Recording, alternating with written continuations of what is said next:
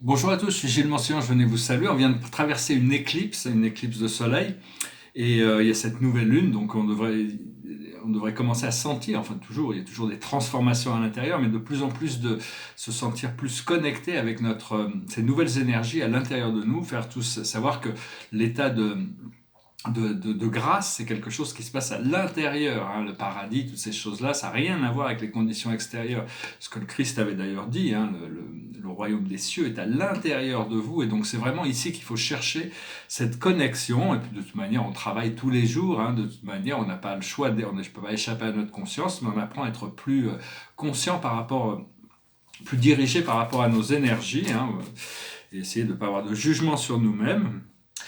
Et donc, je vais tirer des cartes pour voir un petit peu, pour adresser l'idée des chakras. Les chakras sont des centres énergétiques qui sont alignés sur l'axe vertical du corps physique, qui sont des centres universels d'énergie.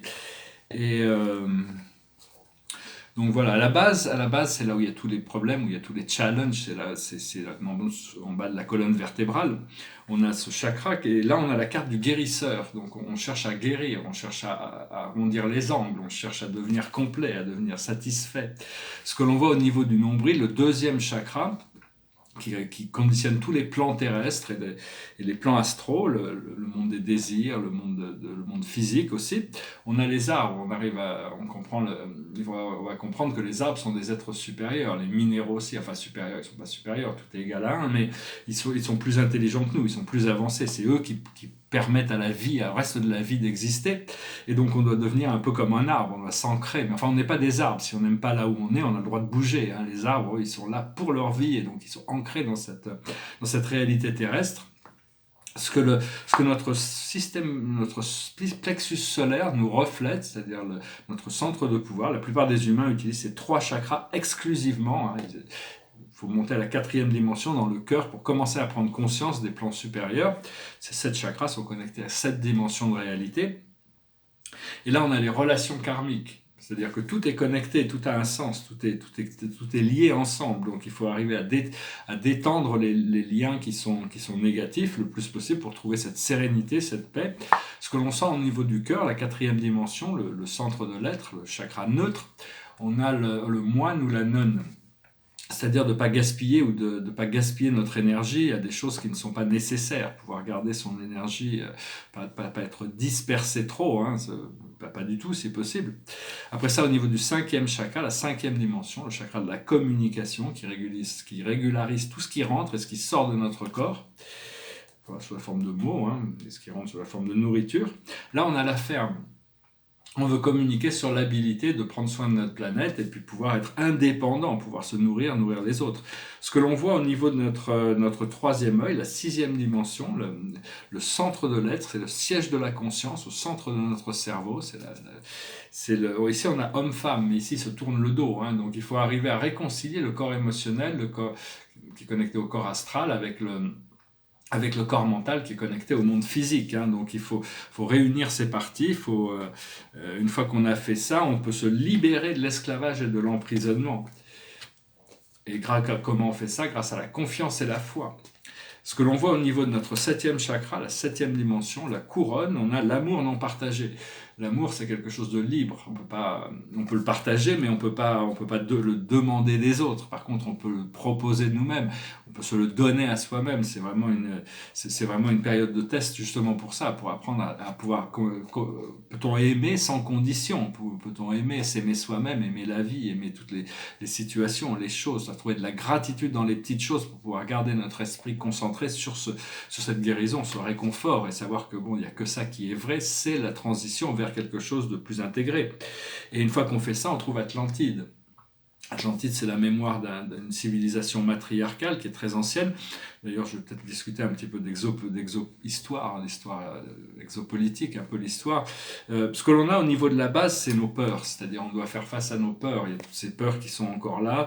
Mais enfin, bon, la peur, elle a un peu un rôle ingrat, hein, parce que bon, c'est l'aide qui est là pour créer la confusion. Et donc, il faut arriver à transcender ces peurs tout en prenant conscience que le, s'il y a une vraie peur, c'est qu'elle nous informe d'un danger, mais souvent il y a des peurs inconscientes ou des choses qui viennent pour nous distraire de notre voie. Et à ce moment-là, on trouve les guerres et les batailles, c'est-à-dire rentrer en conflit avec nous-mêmes, rentrer en conflit avec les autres. On n'a pas besoin de rentrer en conflit avec qui que ce soit, on doit guérir, on doit faire la paix à l'intérieur de nous. C'est l'aboutissant du procédé, et à partir de là, on trouve la figure d'autorité, on devient une autorité sur nous-mêmes, on arrive à devenir maître de soi-même. Être tempérant en opposition à être esclave de soi-même quand on est intempérant. Et au niveau donc ça c'était au niveau de l'étoile terrestre qui est ancrée dans la Terre, et au niveau de notre étoile de l'âme qu'on partage avec notre moi supérieur, on a la mer. On a la mer Terre, le principal outil de réparation des systèmes planétaires, c'est la prise de conscience que la Terre est une vraie personne, qu'il faut la respecter, qu'il faut l'aimer, et c'est elle qui nous donne tout, hein, de toute manière. Et donc c'est aussi la mère de l'univers. La mère de l'univers, c'est l'action, c'est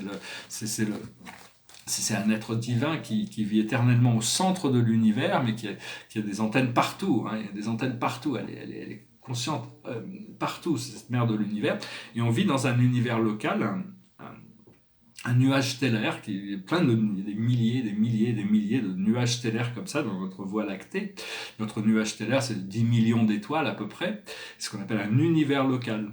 Et cet univers local, et notre galaxie et notre univers cosmos sont beaucoup plus anciens. On croit celui qui peut croire. Hein. Après ça, bon, il y a toutes ces croyances contemporaines. Je ne veux pas rentrer en conflit avec ces croyances contemporaines, mais enfin, je veux expliquer, je veux juste te dire, par rapport à ce que moi j'ai reçu, c'est que cette galaxie fait partie de notre famille galactique, c'est-à-dire notre groupe galactique, fait partie d'une des plus anciennes galaxies, groupes galactiques jamais créés. Elle fait partie des 7 premiers super univers.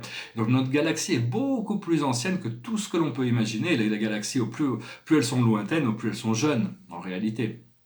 Et donc la Voie lactée est au centre de cette famille galactique avec les nuages de Magellan et les autres petites galaxies périphériques. Par contre, Andromède appartient à un autre système complètement différent.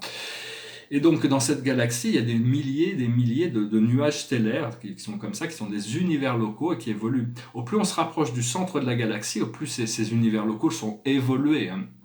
Et à peu près 5 millions d'années, déjà je voulais dire, bon, notre univers local est assez récent dans la galaxie, il se tient à l'extérieur, mais les plus anciens systèmes solaires qui ont été stabilisés dans notre univers local, d'après les révélations, datent à peu près de 200 milliards d'années. Donc c'est très récent, mais c'est beaucoup plus ancien que ce qu'ils peuvent imaginer avec leur Big Bang.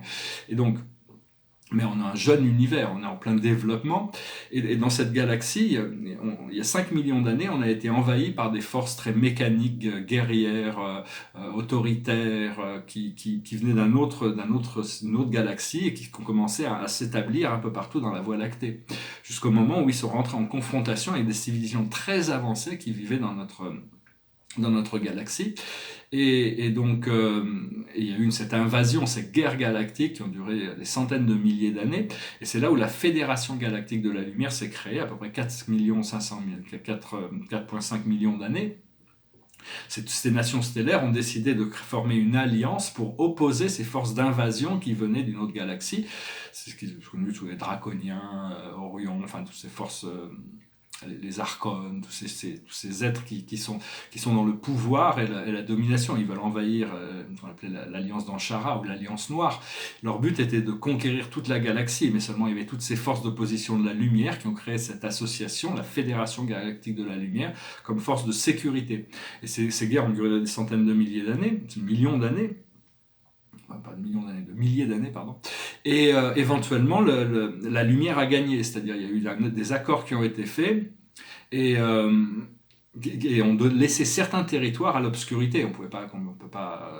La lumière n'était pas dans la destruction, donc on était obligé de trouver, pour essayer de retrouver le point d'équilibre, dont la Terre qui a 200 000 ans, est officiellement rentrée dans cette quarantaine. Et depuis 13 000 ans, la Terre, il y a eu une sorte de civilisation ancienne sur Terre, dont c'est de l'Atlantis, Lemuria, Ignatus, Rama, enfin plein de vieilles civilisations qui ont été complètement oubliées. Mais Et il y a 13 500 ans, c'est vraiment, notre planète est devenue sous la dominion de ces groupes. Mais cette planète est supposée, il y avait des accords qui ont été faits, comme quoi en l'an 2000, il y aurait la libération de la planète. Et d'ailleurs, ceux qui dirigeaient ce système, les Anunnaki, en 93, 94, 95, 96, ont progressivement se sont désengagés de la planète. Donc en réalité, ils ne sont plus là pour... on peut plus trouver d'excuses, c'est pas de leur faute, c'est pas de la faute des extraterrestres négatifs. Maintenant, c'est à nous de reprendre notre pouvoir. Maintenant, il y a tout ce nettoyage qui est en train de se passer. Et donc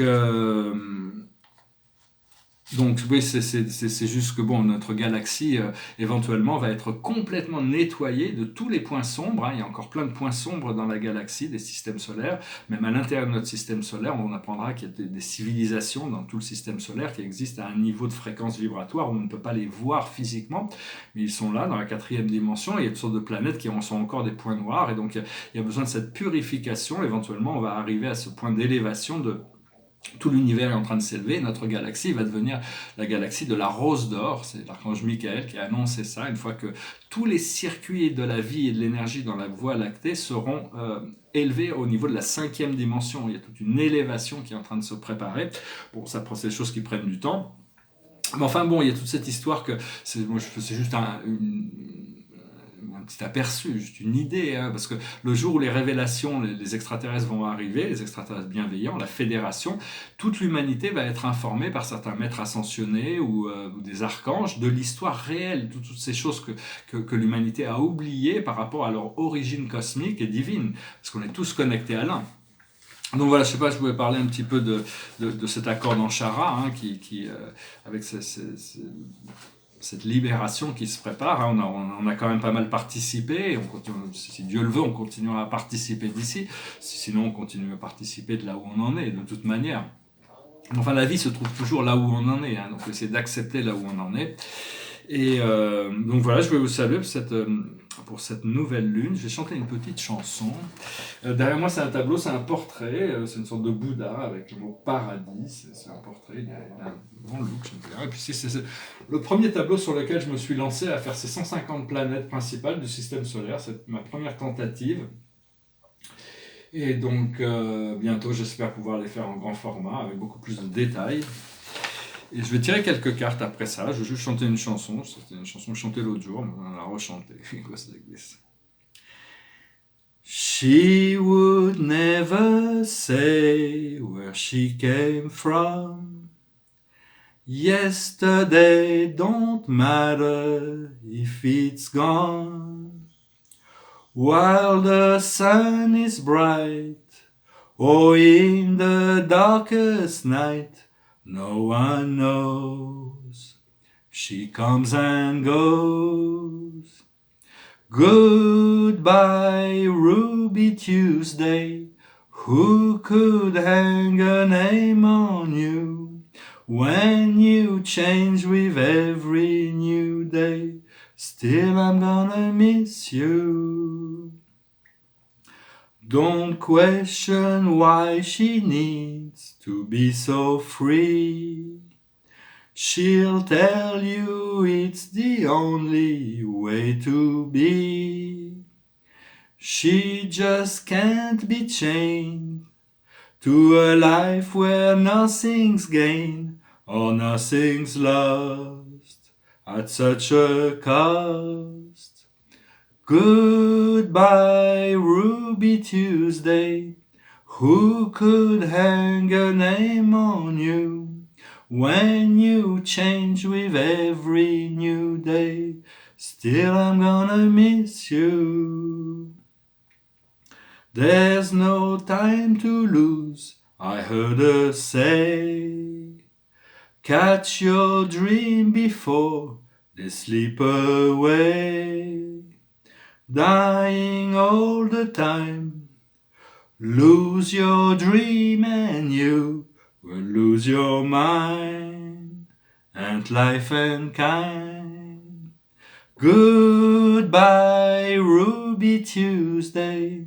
Who could hang a name on you when you change with every new day? Still, I'm gonna miss you.